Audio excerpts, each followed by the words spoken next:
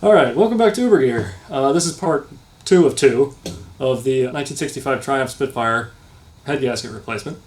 In this episode we're going to be putting the cylinder head back on. We're going to be setting our valve timing, our lash.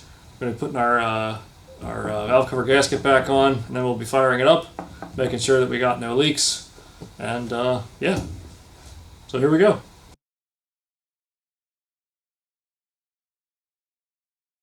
So what I'm going to do now is I'm going to roll the engine over a couple of turns till we're back to top dead center on cylinder 1 here. So this is not top dead center, because here comes the intake valve. Yeah, there we go. We have a new cylinder head gasket here, and just gonna fit this on here, trying not to kink anything. Get it over the threads. There you go. Looks good.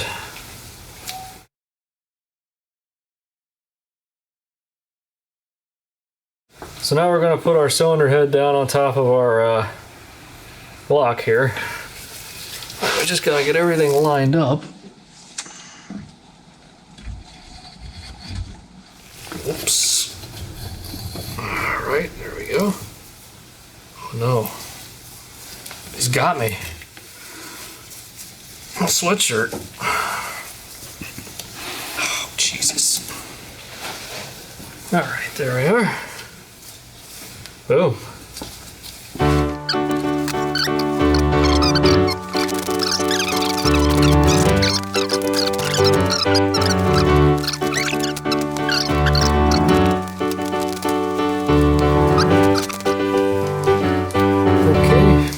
So this is our heater pipe slash, yeah, it's basically like feed line.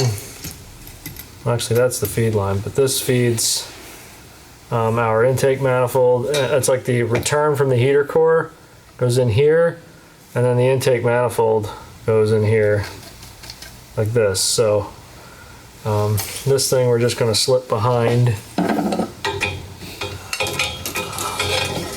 manifold here, because this goes on basically over top of this bolt here, and it plugs into the water pump over here. So what we got to do is get the water pump and put that on. We need to scrape this gasket off first.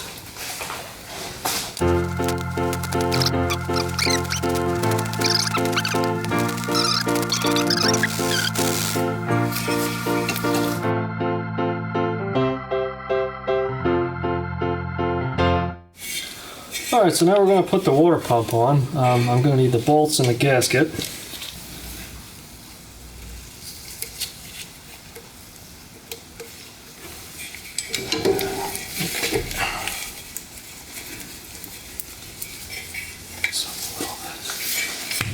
Put this in a couple of threads, and then sort of bring the water pump out a little bit. Yeah. You gotta get it in there though.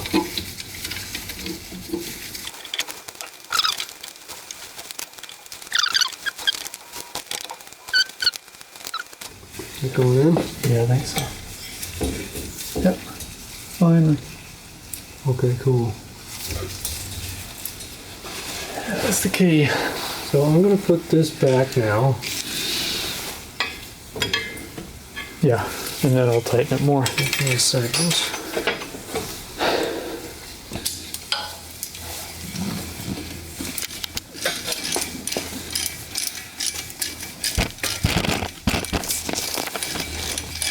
You may have to crank that in a little bit as I go here. Okay. I'm not going to tighten these up really snug. Just going to let them.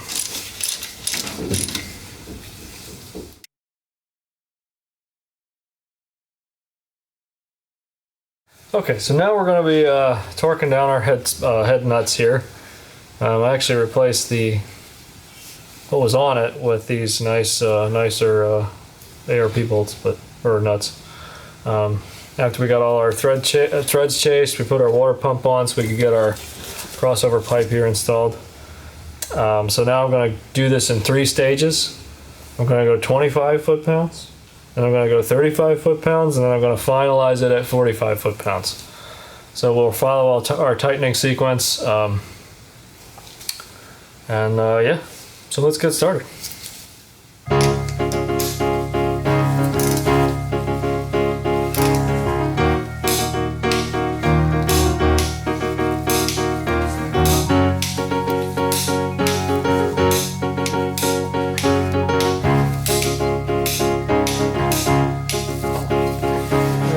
Go up to 35. Now we're at 35. Start here.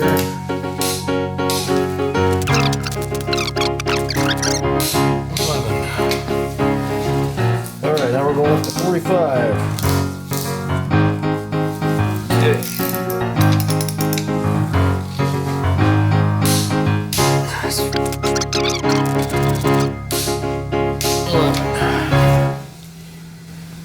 All right, so that's done.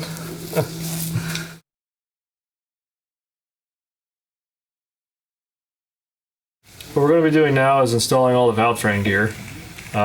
First thing we're going to do is put all of our push rods in place. And then we're going to put our rocker pedestals back on.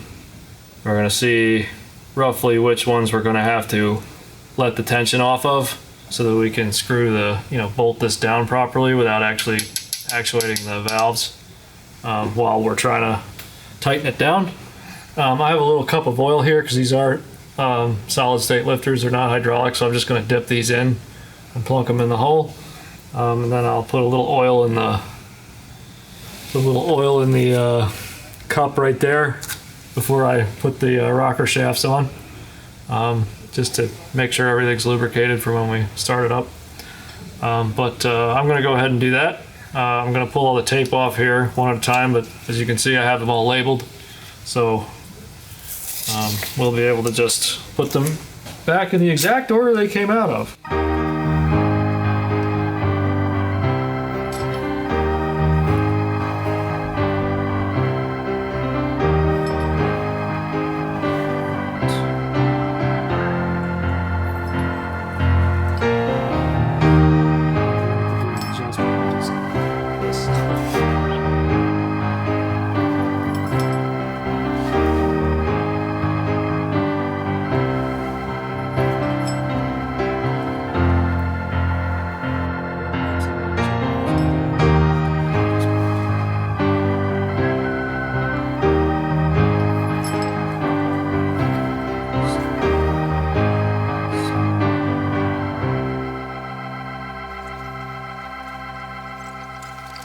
Alright, so now that we've got all our push rods in place, we're going to put our rocker pedestal on here. And you'll notice obviously this faces towards the valve here, this tip faces towards the push rod. We just got to get it lined up with our studs here.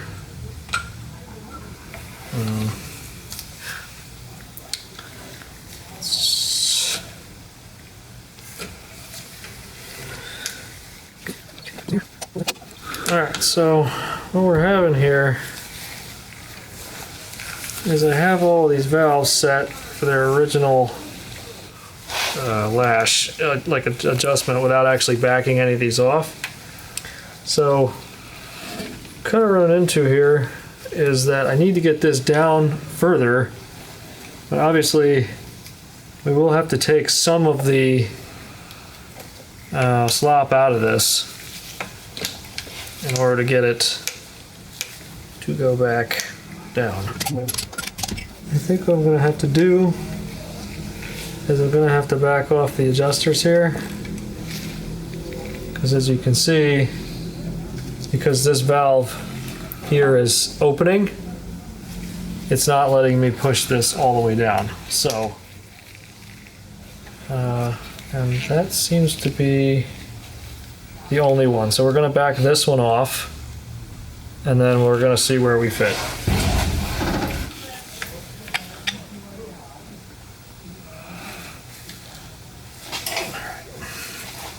Doesn't take a lot of force.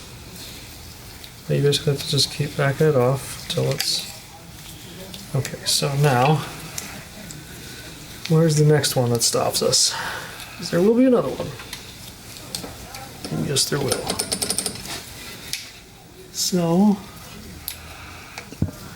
it's okay. This one looks like we're getting stuck. This one also looks like we're getting stuck. Yeah, this one here, so I have to let this one off.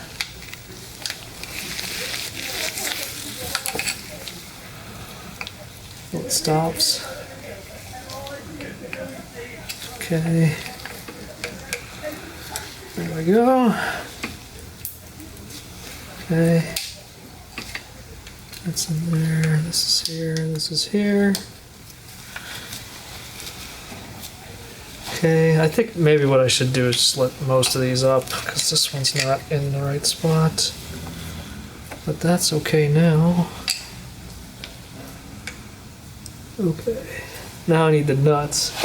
Okay, so what I'm doing now is I'm putting the these 3/8 24 nuts on here that hold the rocker shaft in place. There is a washer that goes on each one of these. So, as we tighten down, we got to make sure that our push rods stay in the right... Oh, I'm sorry, it's 9/16. So what I'm doing just right now is I'm checking to make sure that my push rods are still centered in here as I'm tightening down my bolts, or nuts, I should say.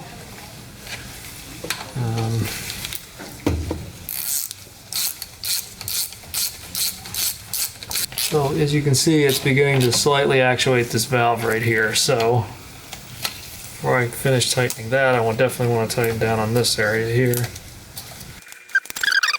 All right, here we go.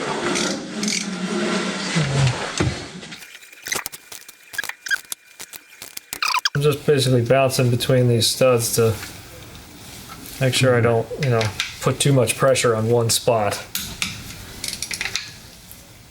That's definitely what I want to avoid doing.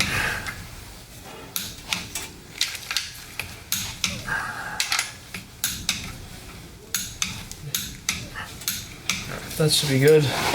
All right, so what I was doing there when I was tightening up these 4 nuts here, basically torquing them down, I was kind of bouncing between them because I didn't want to put, and just giving it like a half a turn as I ran them down till they stopped, hand tight, and then gave them about, half a turn or so, or a little bit more on each one of these, kind of alternating back and forth as I push down the rocker, this whole rocker shaft, because as you can see, some of these valves are, even though we're at a position where there's not much in the way of valves open, there are still 1 or 2 that are beginning to open, like this guy here. So what we have to do is make sure that we're not putting too much pressure in one spot as we're pushing down on the valve. It probably wouldn't make too much of a difference, but I don't want anything to happen to these rocker pedestals or anything else in the valve gear here. So that's what I did basically.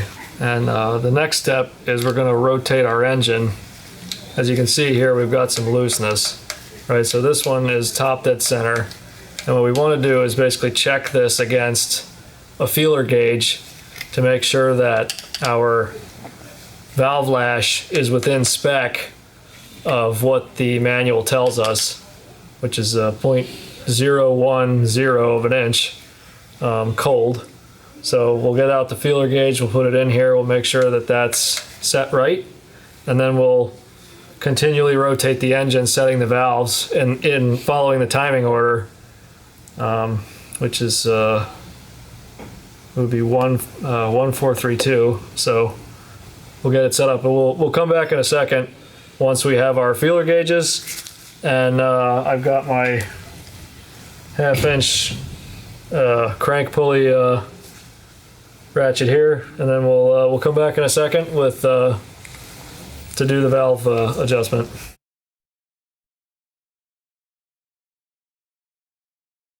So what we're going to do now is I'm going to actually rotate the engine a full revolution to make sure every valve opens and closes once. And that's to basically check that we have everything set up correctly, basically. And then we'll get back to top dead center on number 1. We'll set the lash on these guys, and then we'll do this. We'll do number, we'll just go in order of firing order, right? Like I mentioned, it's 1, 4, 3, 2 on this engine.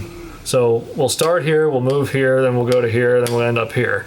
And we'll just rotate the crankshaft until we get to the point where the piston is at top dead center and neither one of these valves is opening. So you can see we have a bit of a, there's already like an issue with the adjustment, right? You can see there's just too much play here. So, but what I want to do is just make sure it goes once around, make sure the lifters move up and down so that it actuates this and resets everything into the proper position, and then we can do our valve adjustment. So I'm going to do that now. As you can see, here's our exhaust stroke. Here's our intake stroke on number 1. Okay. All right, so we've made it back to top dead center on this, on cylinder number 1 here. So this is basically this is the compression stroke. So what would happen here is the spark plug would now fire and the piston gets pushed down through the bore, turning the crankshaft. And on the next stroke, the exhaust valve opens. So what we want to do, here's our handy dandy feeler gauge, and it's hilarious because this company clearly 0.010 is a very, very common valve adjustment because the thing is actually gold plated while the rest of them are silver. So that should tell you something, I guess. But basically when we stick this in here, we can see it slides. This one's better, but not great. So this one is too far, too much, basically. And this is better, but not quite. So what we want to do is we take our 1/2-inch wrench, and if you've ever adjusted valves on an old Chevrolet 6-cylinder engine, this is the same idea. Funny enough, the B series engine from MG, Austin B series engine, it's almost a direct copy of the 6-cylinder Chevy design. So you see what happened when I backed this screw out. I actually opened the gap here quite a bit. As you can see, it rocks quite a decent amount now. So what I'm doing is I need to loosen this outside jam nut here and twist this in. And what that does is allow me to then set the lash here. So what I want is I want to have this feeler gauge go in and drag just slightly. So this is decent, but it needs a little bit more. So if you see, that's too much, right? I can't put it in. Well, actually, it's not bad. You see, because it is dragging on this a little bit, so I think I'm going to let this off just a little bit. A little bit more down. There we go. Scotch. Nope, too much. There you go. See, that drags just a little bit. Now, in order to not lose this, what you need to do is hold this in place and then turn your jam nut on the outside here. Tighten her up. Okay, and now we recheck. So we stick this in here, and as you can see, got a nice lash setting there. Now we're going to do the same thing with the intake side. That just needs a little bit, not much, just a little, ever so slightly. So we're going to, again, we're going to put our wrench on here. We're going to loosen this, back this up just a little bit. we're going to turn the screwdriver in, not much, just that's probably enough. Nope, not quite. All right, so go in a little bit more. So you start to feel some drag on the screwdriver. Oops, I didn't back the nut off far enough. Okay. Turn it in a little bit. Now see, I have it, it's like difficult to push it in. And there you go. Just like that should be fine. Now again, you just hold it. Tighten them up here like this.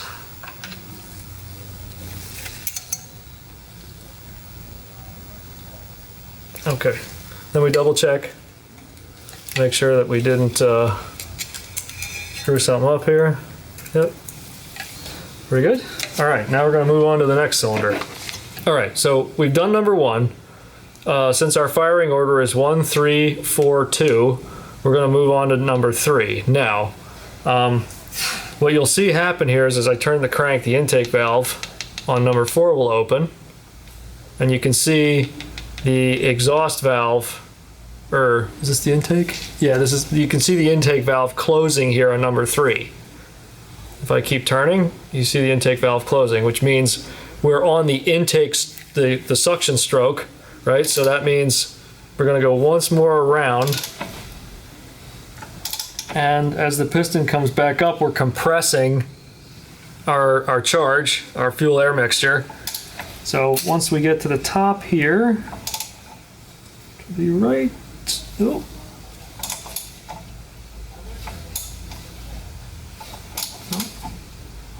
Okay, right there. Now we can set the adjustment on these valves. Now you can see, because this is one of those that I loosened, this one is extremely loose. So I'm gonna come in here, and here's my feeler gauge. So we're gonna take this, I'm gonna back this nut off here, I'm gonna tighten it up. Basically I go till I feel like a slight bit of drag, and then I check. So now you can see I've tightened it too much because I can't get the feeler gauge in there. So if I back it off just a little bit, see, I just want a little bit of drag on it as I put in there. So hold this, tighten the screw, I tighten the jam nut.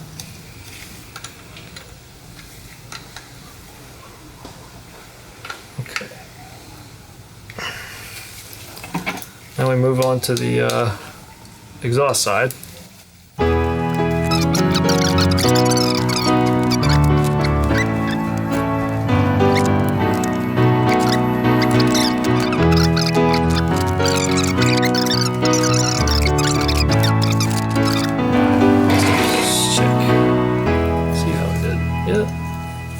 Perfect. Okay, now, next one. This guy we probably don't need much. Yeah, not much, but just a little bit. And this was like a standard maintenance item, you know, every other, not sure how often this had to be done back in the day, but it definitely had to be done quite often, probably every 12,000 miles or so, I'm guessing. Maybe more.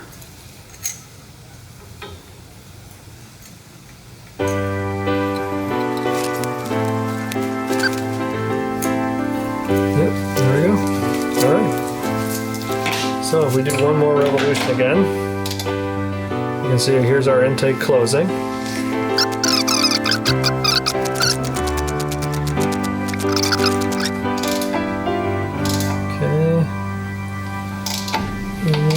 Back to so that means we have our rotor position here. When we put our distributor cap back on, we'll set, you know, 1 to be right there. Well, right there. So we're all timed.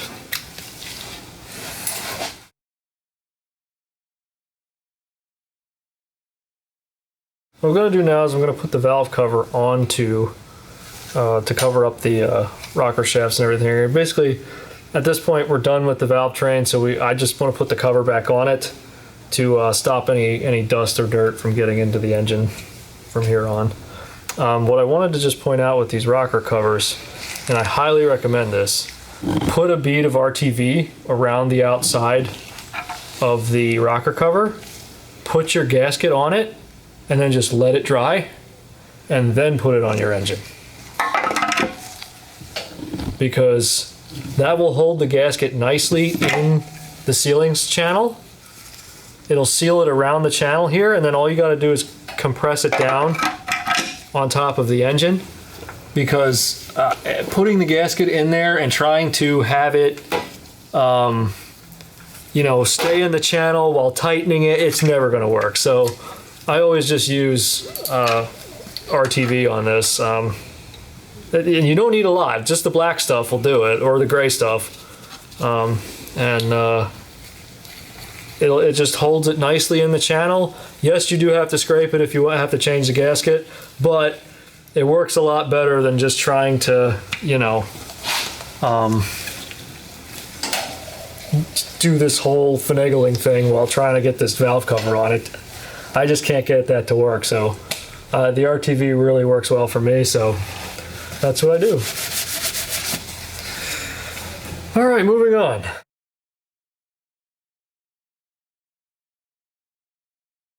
So our next step, we're gonna mount up our exhaust manifold. We're gonna put in a new gasket first. We're gonna mount up our exhaust manifold, and then we're gonna mount up our carburetors. We're gonna connect all of our hoses here. And then what we're gonna do is we're gonna use some of this to flush clean water through all the passageways and everything in the block to get all the rust, scale, and whatever was still in there, any remaining old coolant. We're also going to flush the radiator, probably off screen, but we'll bring that back at some point. But yeah, let's just get started with that. Okay, so here's our new intake and exhaust manifold gasket. As you can see, we have the intake ports are the holes, and the squares are the exhaust. So we're just going to slip this guy on there, like so.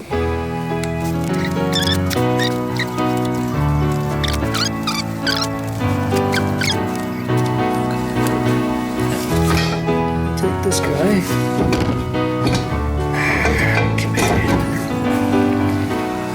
All right, there, that's on.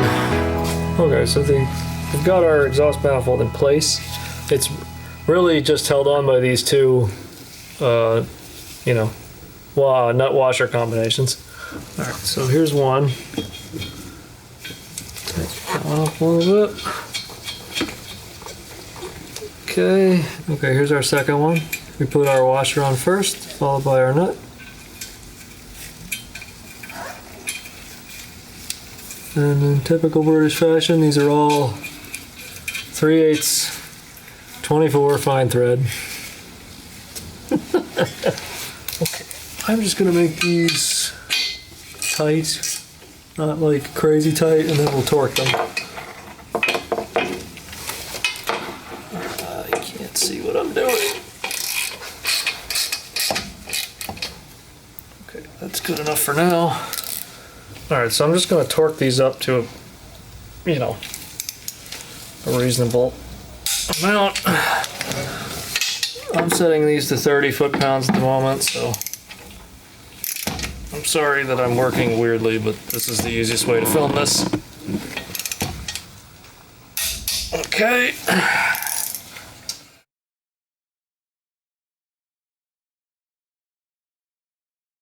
All right, so now what we're gonna do is we're gonna flush out our cooling system. We got our hose here.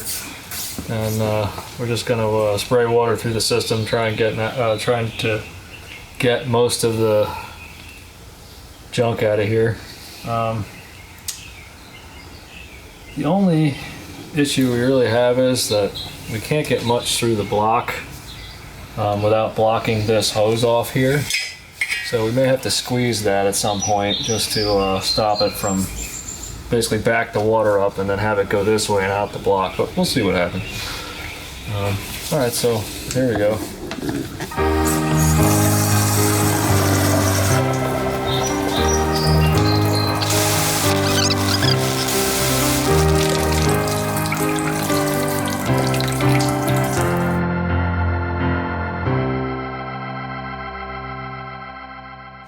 Alright, so what I'm doing right now is I'm tightening up these front case cover bolts because they have definitely loosened themselves since we torqued these first time.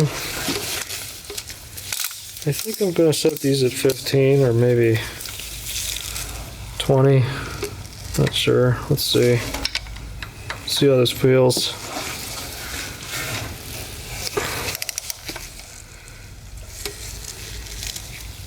Nope, it's twisting it, so 10. 10 it is.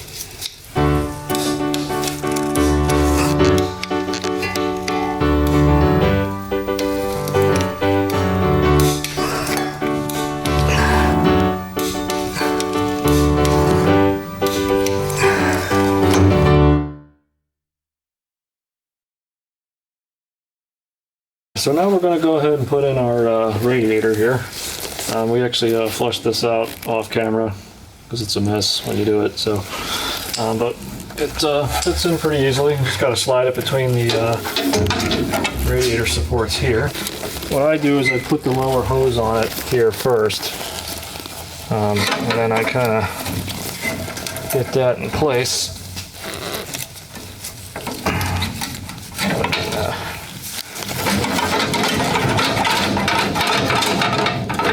Wriggler up there, then we can put the screws in this here. This radiator mount is not the greatest thing in the world, but it works. I mean, it's 4 bolts.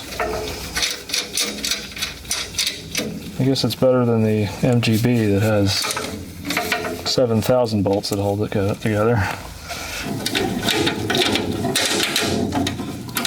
Okay, there we go. It's more or less lined up.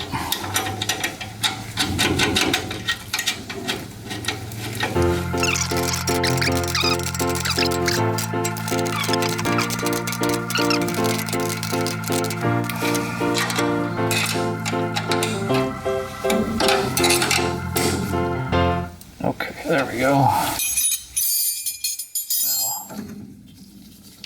Put our clips in place here, and I need a 1/4-inch ratchet for that. And so that you can feel it right here is the bump. So I'm going to put the hose clamp right about here.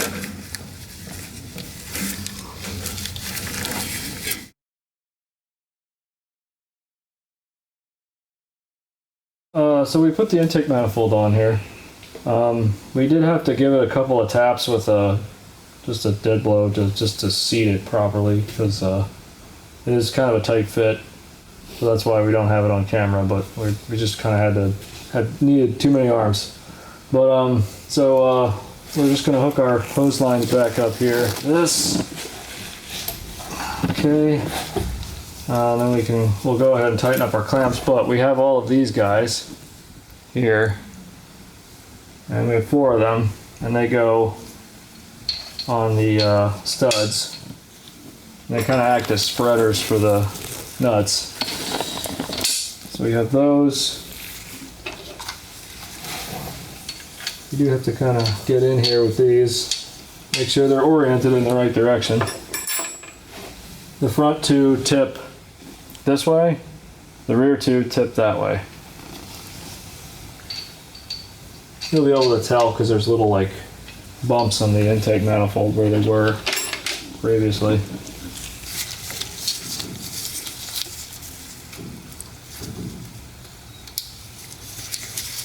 So you see that faces like this. Okay. Same with this one. You want to make sure it's pointed in the right direction before you start tightening it. Make sure it's nicely seated. I can get in there with a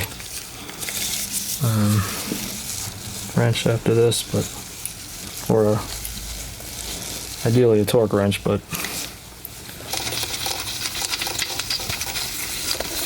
Okay. Now we can see there's a little wiggle in this here, so we gotta definitely tighten it up a bit more.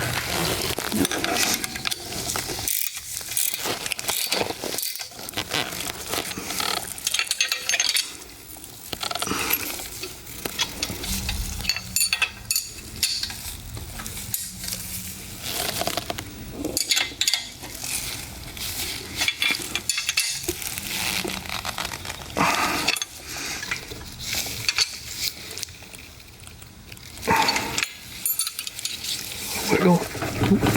Alright, good.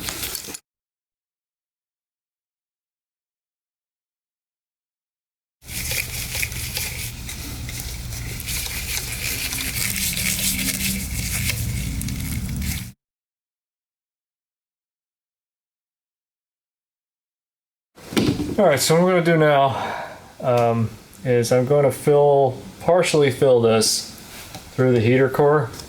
So I'm going to use this funnel to push, basically dump coolant in, which is going to force the air out of the heater core and then through and out here.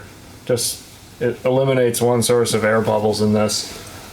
So you just sort of pour in here. Jesus.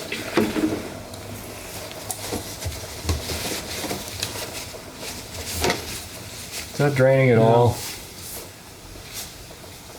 Not at all? Not even nothing? A little bit. It's going down very slowly. It's not out of the funnel yet. Really? Nope. Oh, there it went. So maybe there's an air bubble? Probably.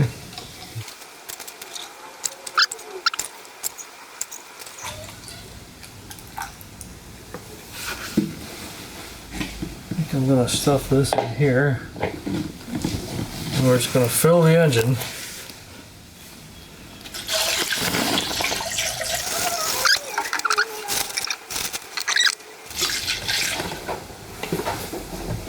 Alright, there we go.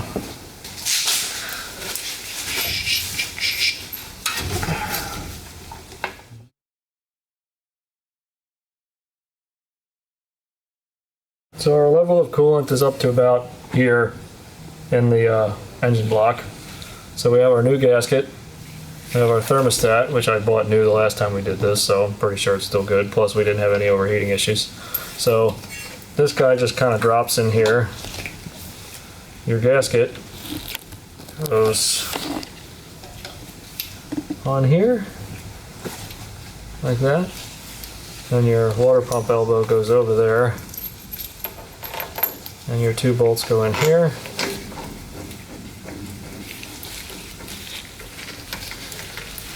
If you can get it lined up. Come on. Oh no. Why you no go in? There you go. Make sure the gasket's nice and centered. Tightening these to 20 foot-pounds. Carefully. Okay, good. Okay. I'm just going to kind of go back and forth here on these bolts. Okay, there's 20. Oh, paint's coming off. Okay.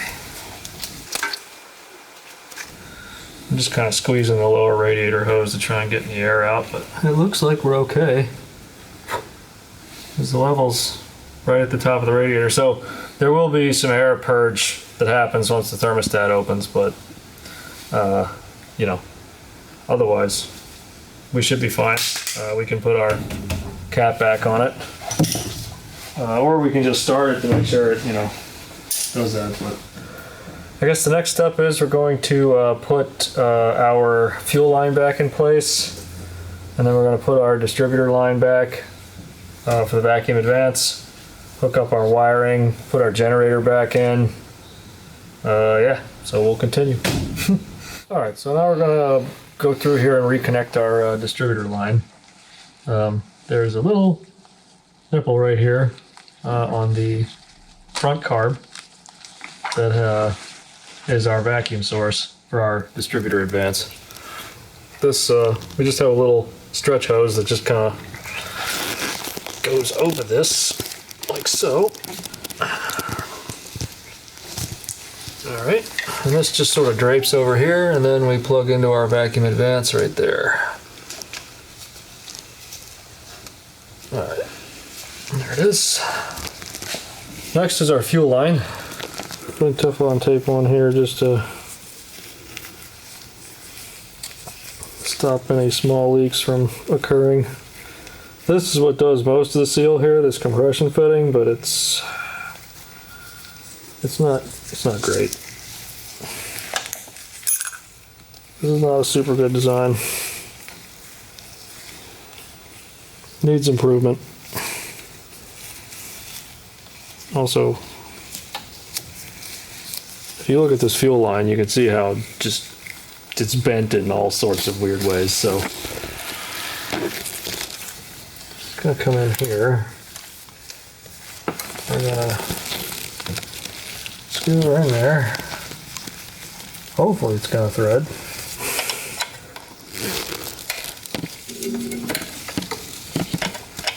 If you're taking this off for an extended period of time, you definitely want to clamp your fuel line here, because it effectively, the tank in the trunk is actually higher than this point, so it's effectively just gravity feeding fuel right to here, which is not good, because then there's fuel everywhere and it smells, and also is an explosive hazard.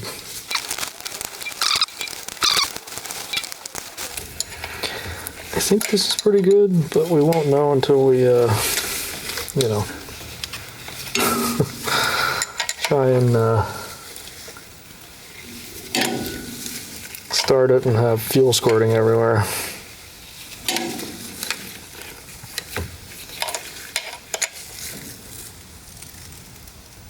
All right, I think that's probably good. All right, so we got that there. I'm just going to clean this all off because there is a little bit of fuel residual here. Notice how the fuel pump is just squeaky clean at this point. Because gasoline, well, it just cleans anything. Cleans or dissolves anything. Alright, so the fuel line just slips over the end of that carb there. And then we're going to tighten that clamp. That doesn't seem to be going anywhere, so yeah, there we are.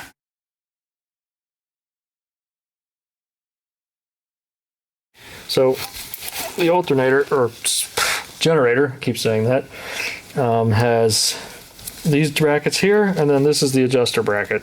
So it's threaded for the adjuster on the top. This is actually, you'll see it says negative earth on it. That's because I converted this car from positive to negative ground.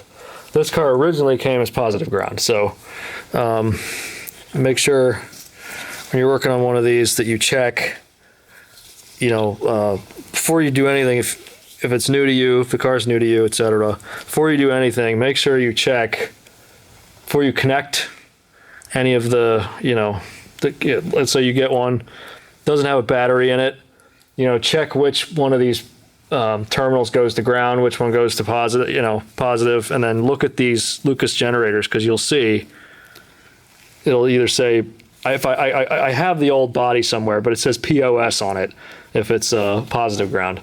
So just stick this guy in here. I hate this because you gotta squeeze slightly. Come on. Here we go. Okay, so this guy goes in here. And I cannot see if I'm lined up, which is a problem. I have to get a mirror or something. Oh, there we go. All right.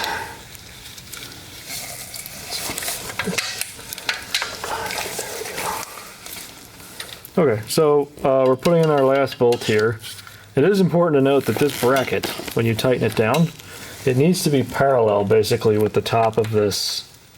So it has to make a 45-degree angle with the water pump housing here so that your bolt will fit into the bracket on the generator. Because if it's at any other weird angle, it's not going to work. Then you're going to have to like back this nut off, the bolt off, just slightly, tap this up till it fits, and then get it in there. Okay, so I'm not going to tighten that before we put our belt on, so let me get the belt.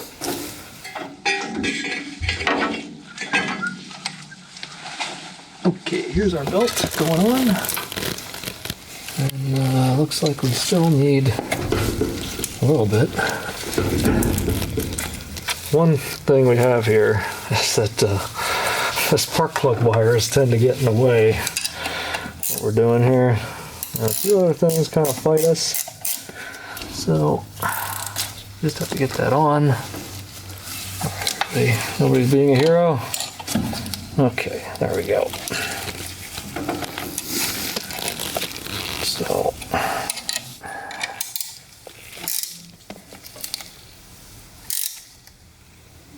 now it's important to note, because this housing is aluminum, don't tighten this nuclear tight, because you're going to end up stripping this out and then you got to have a nut back here. Just don't do it. Alright, so we're just going to tighten these bolts up now. Yep, definitely.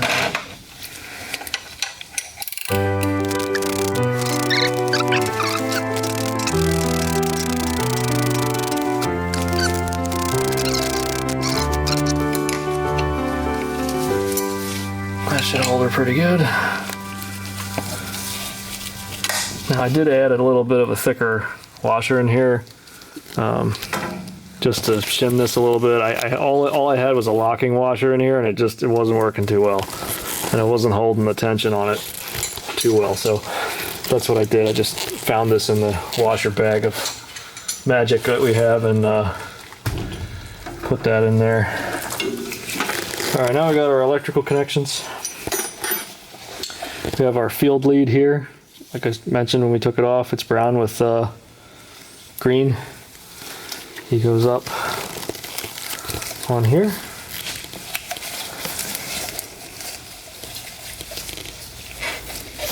And then we have our actual battery line for the charging.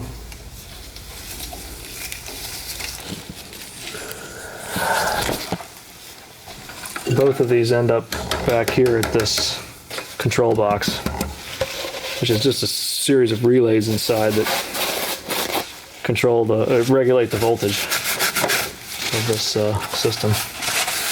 Last thing, we have our temperature sensor wire here. So we'll just kind of route him around the distributor underneath the spark plug wires.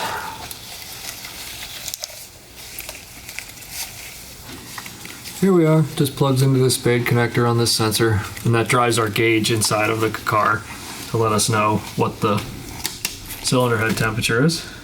All right, so that's this side good. Next we gotta come over here, and we gotta hook up our choke cable, and we gotta hook up our throttle linkage as well. And then we should be pretty good.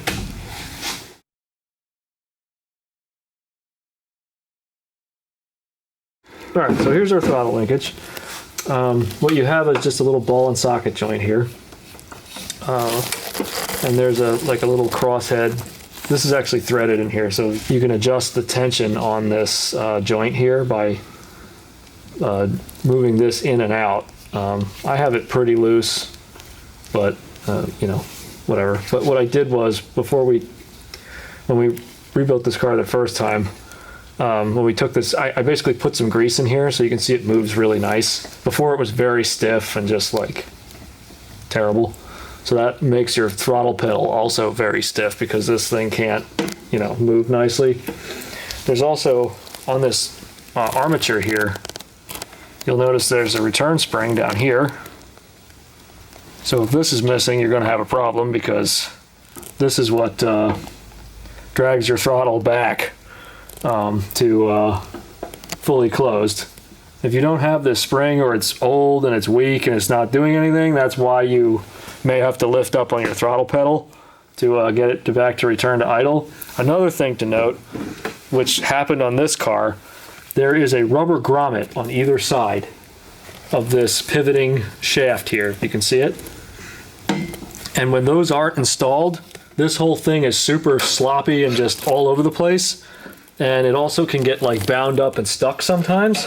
So all these are just rubber, and I'll be honest, it's pretty annoying to change this, but it's 100% worth it to change it, because it makes the throttle feel on the pedal a million times better. What we're going to do here is we're going to take our nut off. You see here, this shoots through here. So this goes through this. If you look, when you step on the gas, this opens your throttles. It pushes up against these springs here, and it pushes up, up on it. And obviously, if you don't have the screw in it, or it's too loose, you're going to have a bad time. So we put this in, and you'll notice that it just screws in place. There we go. This guy is a 7/16, so I need my wrenches. You have to hold the one side, or ram it on there like this, but most likely you're going to have to hold it because you can see it pivoting. So it's a little bit hard to get in here. I think it's in there tight enough now. There we go. Okay. So, as you can see, we're hooked up. Now, while we're in here, if you look over here, so if you need to adjust the synchronization between these two carburetors, you want to loosen these nuts here. So, basically what you're doing is you're alleviating, like this grips the shaft here, the throttle shaft. So when you loosen this and this, you're able to then adjust amount of air, basically your synchronization between these two carburetors by turning the idle stop screw here in and out, and then you can get them in synchronous with each other. And then once they're in sync, you can tighten up on these, and that will hold it in place. So what we have here, this is where our choke goes through, and you can see this cable here. When you pull on the knob, it pulls up on this. And if you want to go underneath, I'll show you how the choke operates. So this is our main jet, right? Here's our float bowl.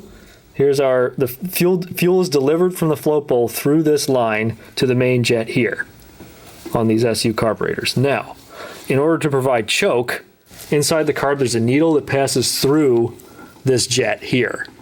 And as you step on the gas, the piston inside of this will rise and allow more fuel to come out. But when we first start one of these engines, we need to enrich the mixture. So we need to do the same thing as the plunger rising, but we don't want to open the air because that'll give us too much air. So what we do is, and when we engage the choke, we actually push down on the jets, and I'm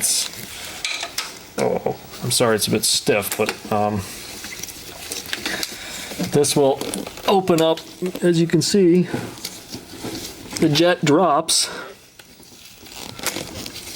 just enough so that you're providing more fuel into the engine to start it.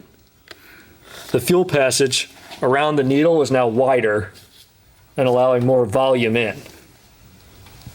This also does another thing.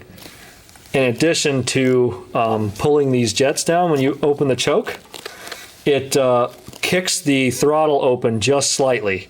so that when your choke is open, your idle is up above 1,000 RPM, right around like 1,200, maybe a little bit more, maybe 1,500 when it's cold.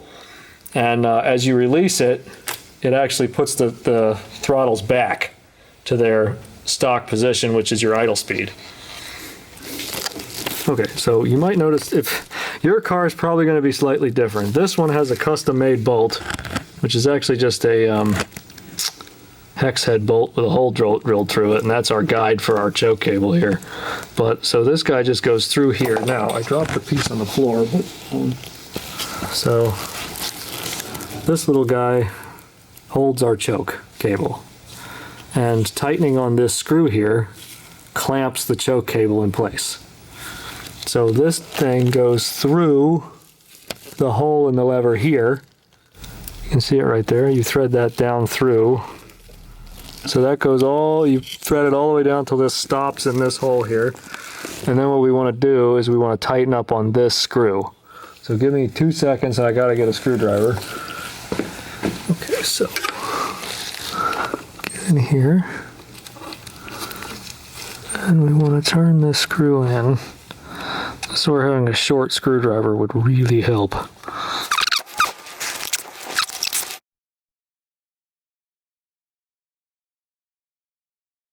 So what we're going to do is we're just going to tighten up our exhaust clamps here from when we took them apart.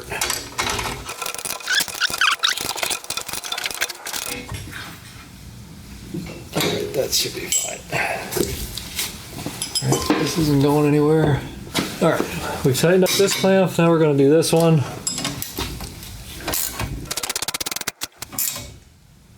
Okay.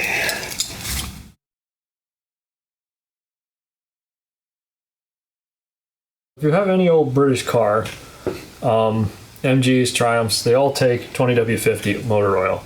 Now the stuff you get at the store is missing the zinc additive, so you can buy a classic car motor oil online, etc., or you can get these zinc additive bottles, which you basically just add to 5 quarts of 20W50 here, and that restores the zinc ZDDP additive that is required for the flat tappet camshaft in this thing, because without this it's going to wear prematurely and cause problems. So the reason they removed the ZDDP from modern oils is because it damages catalytic converters. So but this is very important for old engines. So what I usually do is I just add it to the bottle here.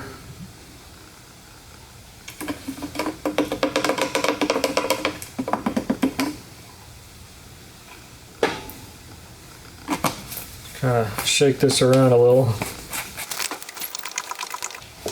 Sort of distribute it around. So now we're going to fill the engine with oil that we've pre-treated with our ZDP additive. I think this car takes about 3 quarts. So we're going to put 2 in it, check the dipstick. Okay, that's not quite 1 yet. That's 2, so you want to check the dipstick there? It's just on there? Yeah. That's 2.5. How are we looking? Nothing yet, boys. Alright, we'll go to 3. Oh, right there. Okay, so we need a little bit more.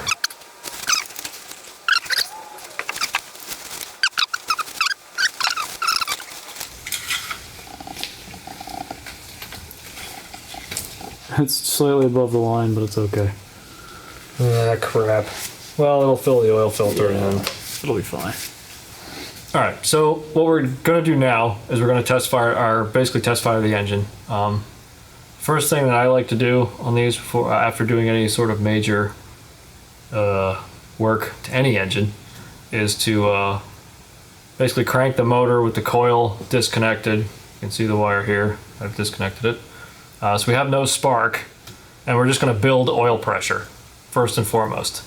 So we're gonna crank it until the green light in the dash goes out. That indicates we have oil pressure, and then we'll reconnect our coil and we'll try and start it.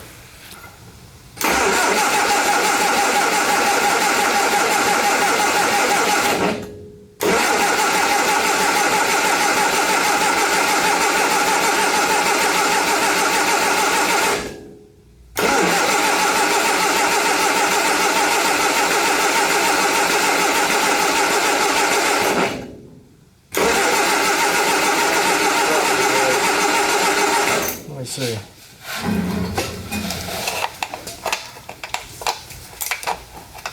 It should have primed itself by now.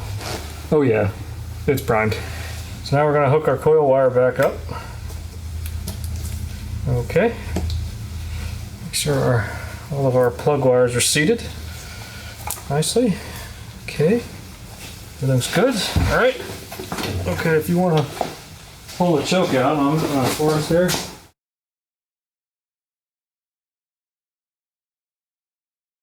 3, 2, 1, go.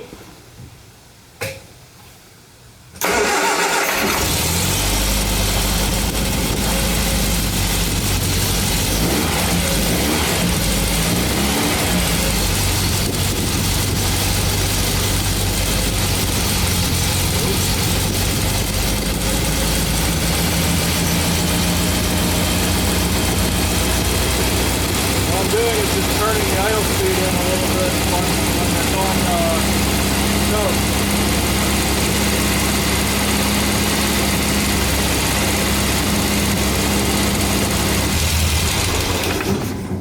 So that'll do it for this episode. As you can see, it runs perfectly.